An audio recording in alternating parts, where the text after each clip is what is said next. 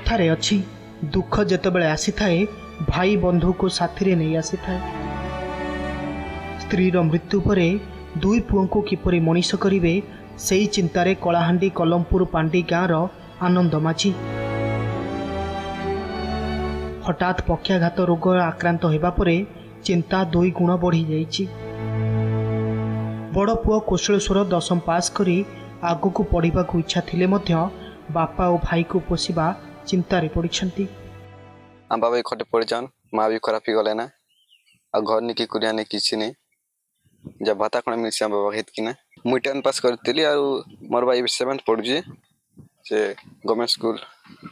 पंडिका school रे मोर बापा पागिया कमाटा जीवन जानी कुछि ना बोला बाबा किछि तो गुडी बाबा ने पोषि पारबानी मु एला सब एटा कर चाहे जत्न होचे मु चाहू जे घर कुरिया उड ध्यान जेंदा कले भी रहबा काजे जगह नहीं के बाड़ी नहीं बेला पर हम भी कौशलेश्वर अन्य घरे मूल लगी छोट भाई पढ़ा खर्च सह बापा चिकित्सा खर्च उठाउछंती। बापा आनंद माझींकर कौनसी स्थावर अस्थावर संपत्ति नथिबारु दीर्घ दिन हेब गाँवर जड़े व्यक्ति पोखरी हुडार थिबा कुड़िया घरे रहुछंती पूरा परिवार। सरकार पक्षरु घरडीह खंडक मिलथिले सुधा आवास योजन सामिल होई पारि नाहंती। तुरंत समस्या समाधान प्रतिश्रुति देइछंती वीडियो मगतीरा बात पराही कर तो मके यार ओसो पत्र खेली भी नहीं काम दबार ना खेली खेली मोर पारवा पथे जेन दिन खटे पड़ली केन बार न मिलवा मके पैसा पतर हे दिन यार ओसो पत्र यार नहीं करबार ना ओसो खेले भी नहीं काम कर हेती लागी पिला कुली बुद्धि कर केते कानु थिबा मगे से जत्न थिबा कि मगे चलो से थिबा गोटे पिला सांटा गोटे तो अच्छे यार मुई तो केने नहीं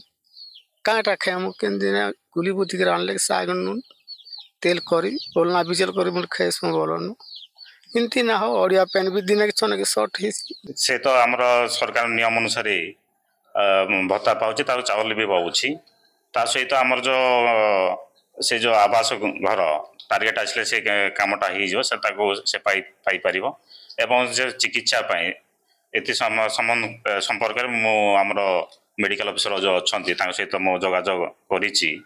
एवं कथबार्ता करिछु से टीम जाई देखिए कौन एक्चुअली कौन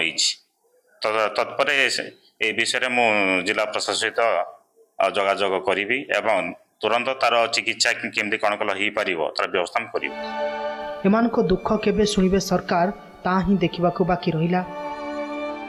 कलाहांडी कलमपुरରୁ राजेंद्र प्रसाद पंडा रिपोर्ट नंदीघोष टीवी।